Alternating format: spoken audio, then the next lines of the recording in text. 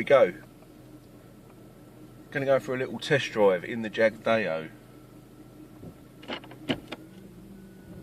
Because it's decided it's going to throw a bit of a wobbly. And I think it's because it's been so sodding hot here today. All the sensors are going a bit wobbly. So, do a couple of laps. Hope my teacup don't fall over. It's empty. I'll fucking leave it full now, won't I? So, let's have a look at the features of the Jag. First of all, we have got a steering wheel, which is a wonderful novelty fucking device. It makes the car go in all different directions, sometimes several at once. That's quite good. It's got a seat, one here, one over there, some in the back. They're good. I like them. Windscreen, that's also good. I've driven one without before. That wasn't good. This is good. There's a difference. What else have we got? Our doors. Doors, they're definitely good. And as you can hear you hear that little wobbly noise there? That there is the performance lightweight racing exhaust mounts. Now, not all Jagdeos get the performance exhaust mounts, you see. These ones are constructed out of very, very lightweight space-age materials. So fucking lightweight that half of them don't exist, and the rest of it's MIG wire. Very special. Oh, it's gone fucking dark. Does that round here? Arsehole of fucking nowhere. So, there's some of the major features. I better turn some lights on, I suppose, don't I? We have some side lights there. It's got one of them on each corner, which is a definite bonus. So, we're going to go for a little run. I've repaired the exhaust today, so it's a lot quieter in here than it used to be. Which is nice, I've got to say, actually. It's quite a nice sounding car. And really, to be honest, it doesn't really do it any favours having it all fucking noisy like that. It sounds pretty fruity though, which is good. But this is much nicer. It's probably better for the fuel consumption, I imagine. And as you can see, my phone mount is somewhat of the fucking ting tong variety. So what I shall do is I shall pull up over here and stop and rectify this situation. Cunt.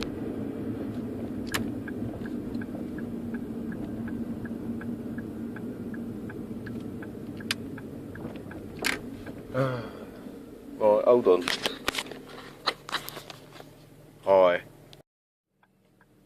Hello. Hello, marvellous. Well, yeah, that went a bit fucking wrong, didn't it? Stay there, you cunt. Right, so, here we go. There's no point me putting on the AC, because A, you won't be able to fucking hear me, and B, it doesn't really work. It's alright if you're moving, like on a motorway or something like that, but as soon as you get it sort of at a standstill, no go. Common problem on these, heater valve gets stuck on them and it just keeps letting hot water through to the cooling system, basically, to the AC system. So, but there's another thing. I've been fucking learning about all these fucking things now, haven't I? Because I've had it for quite a while now. Thanks, Craig. Much appreciated, mate. I really do appreciate it as well. But now I've got into it, haven't I? Fucking dangerous, right? Fucking dangerous. It's bad enough for Rovers. Fucking Range Rovers is even worse. So what do I go and do? Go and borrow a Jag, get into them instead. Fuck off! Right? Seriously. The amount of fucking money it's going to cost me. Fuck's sake.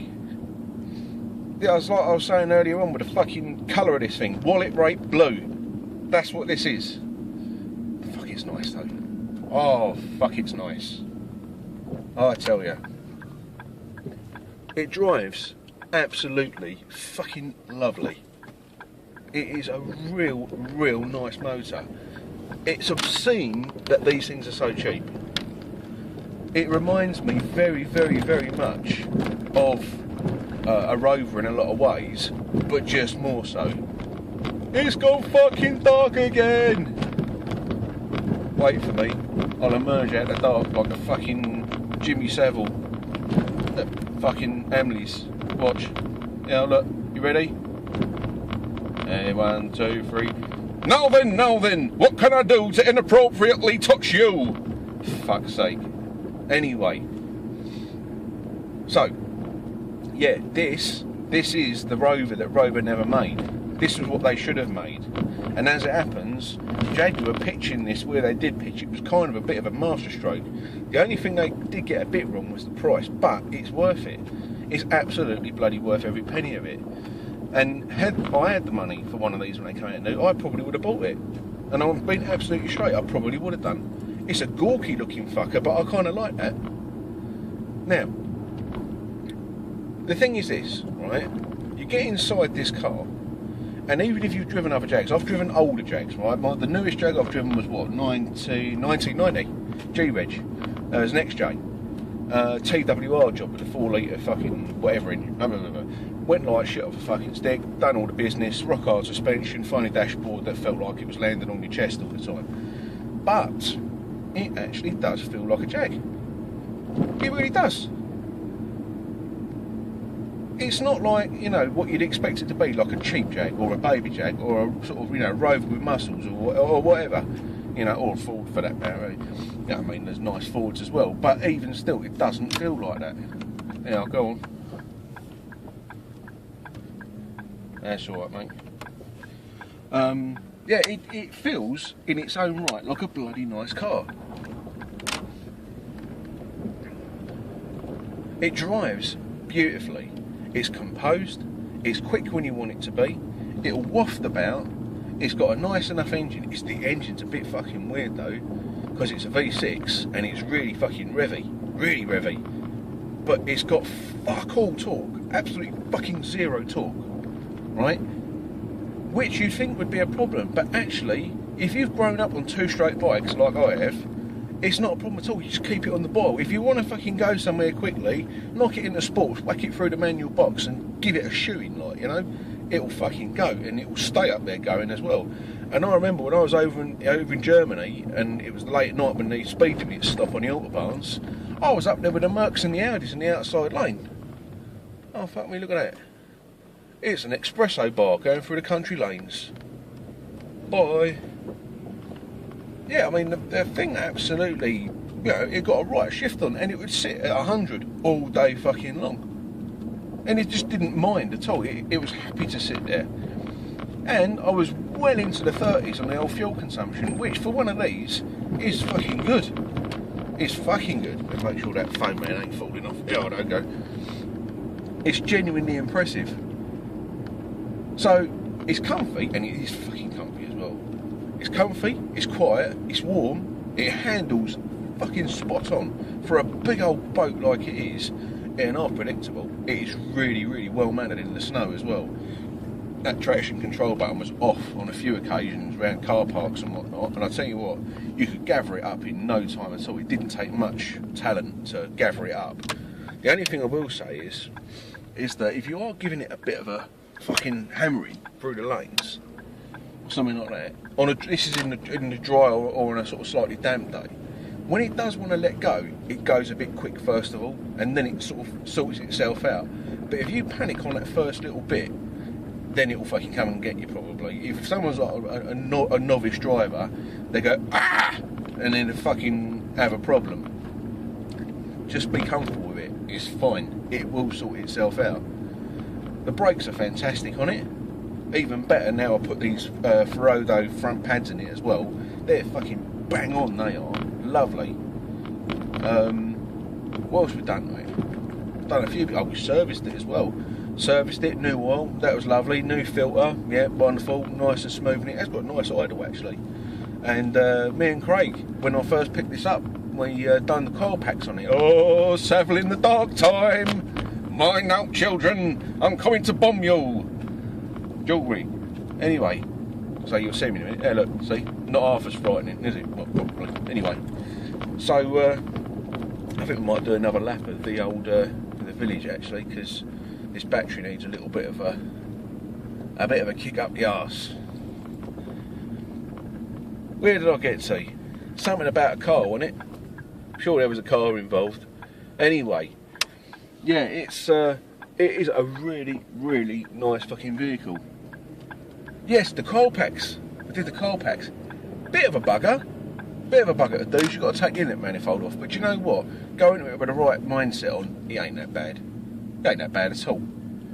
You know, it's not that many bolts. It's not that big a job to do. There is one pitfall, which is there's a long, I think it's a vacuum pipe or something. Yeah, it's a vacuum pipe that runs over the top of the manifold, and it goes hard, basically, and it goes brittle. So as soon as you touch the thing, crack, it goes. This one's made of gaffer tape and amalgamating tape, really. And yeah, but I mean, it's absolutely fine. And the worst it ever did was it had a bit of a wobbly idle before I put an extra layer of tape around the rubber elbow on the end. Those bats, many bats, cricket bats, and that's the worst it's ever done. And then the other thing was as well, when I was in Sweden, it was minus, what was it, minus 20 or something, minus 23 or something like that. They'd had this fuck off great big, should I turn right? No, I'll go straight up here. They had this fuck off great big snowstorm. I mean, it was like billowing in from the east, from Russia, like, you know, and I mean, you couldn't see down the fucking road, it was that bad. And it froze the battery. And you know what? I can live with that. I can absolutely live with that. Because what car is meant to survive in them conditions being left out overnight? You know, it's asking a bit much, really. I know in Sweden they have it all sorted, but they've got garages for all their cars over there. Heated garages with heated floors and heat fucking bollocks and shit and fucking cunt and everything. All fucking heated, all of those things. And yeah, so I mean, you know, they've got it all fucking sewn up. But I had to leave it outside because there wasn't any room. And the very nice couple that I stayed with, Linda and Yoka, they're fantastic people, lovely, lovely people. Really helped us out at the time we were down, as did many other people as well. There were too many to name in that whole situation, which I'll come to in another video, really. Anyway, stayed at this lovely house. They had to have their cars in the garage because they had to get to work early in the morning and so on. And yeah, there we were. And do you know what? It never put a foot wrong around Sweden, through Denmark, Germany, Holland, Belgium, you know, wherever. Never put a fucking foot wrong. And there was a time where I was going down one of the motorways there. I was going up to Linköping, where the Air Force Museum is, Flygvapen Museum. That's Swedish, you know. And it's a fucking native accent. I know you can't tell. Anyway. So I was going up there, and I'd been told that this motorway was the E4, E40 or something like that. It was a bit sketchy in places, and to be a bit careful. So you know, I'm not going to fuck about. I've got my family on board. It's not my car. You know what I mean? I'm a long way away from home, and you know, all the rest of it. So I'm not going to fucking take the piss, like, you know. And I'm sort of cruising along, and it was not too bad. There was a couple of little patches here and there, and hang on, let's see if this will work. Oh, I can't see fuck all outside. Fuck that. That's the bed lights on. Why not? And yeah, so I mean, I was taking it easy and just sort of like feeling out the ground. And that's another thing as well. The feedback from the road in this thing, considering again it's a Luxo barge, is it's very informative. It really does tell you what it's doing. You can feel what the car is doing through your arse and through your fingertips, like, you know, it's fucking spot on. Anyway, stop going on about that. Jag's great. Yeah, Jag's. Anyway, so I was cracking it along, and all of a sudden, I felt the car start to move a little bit. Gangster. I felt the car start to move a little bit, and it just started to break free, like, you know, and it's all like, oh, bollocks. And I just got up on a load of ice. That's all it was. And, you know, I just gently brought the car back under control. You know, it was a bit of a moment, like, you know, and all the other drivers, the Swedish drivers that were behind me and in front of me, all moved out my way. There was a lorry to my side as well. He backed right off, flashed me in. They were spot on. You know, they could see the British plates and everything. Knew that I was probably new to driving in snow, in the sort of snow they have over there, and everything. They were bang on, absolutely fucking bang on. Let me in. I sorted myself out, got myself into lane one again. As I got in there, this bloke in a fucking like 1990 Opel Kadett, like an Astra, Mark II Astra, comes flying up next to me, gives me like a beep on the horn, big thumbs up, and then fucking just fucks off down the outside lane like about 80 mile an hour. Fucking like a big swirl, like a whirlwind of snow coming up behind him, you know. Yeah, fucking hell, like drive like an 80s, but I later found that he's probably got the old ice spikes on the tyres, you know. Plus local mentalist, you know, so let me get into this pull over place, please. Thank you.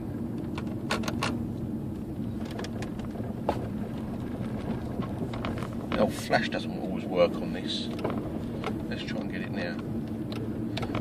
Doesn't work on all the steering adjustments. Sometimes it gets a bit funny. You give it a bang, it normally fucking works again. Which again is fucking moreover. Rowy. Row. Anyway.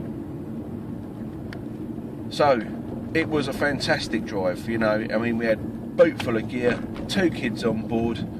You know, I added to things. I got a pair of them DVD player things, you know, for the kids and all that. And we had drinks and food and stuff and, you know, all the business that you have. And it was lovely. It was a fucking good trip, considering, you know, what we were going there for and everything. It could have been a whole lot worse.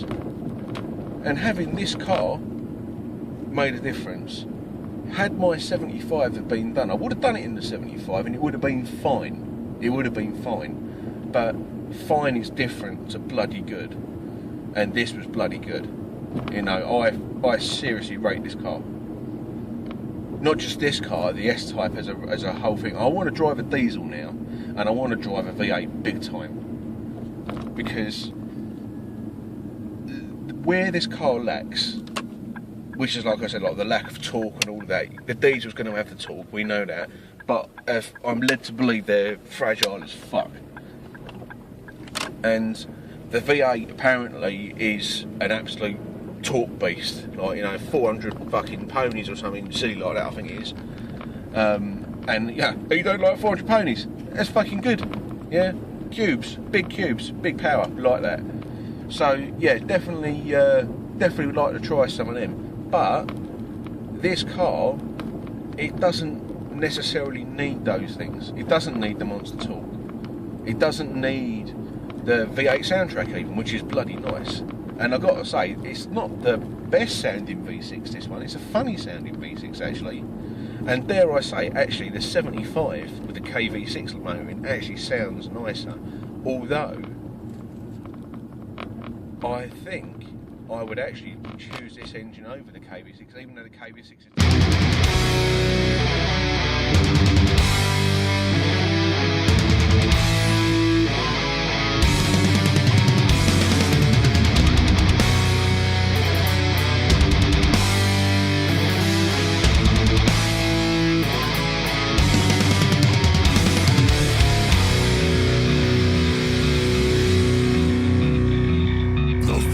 Man I killed was the Earth's right-hand man.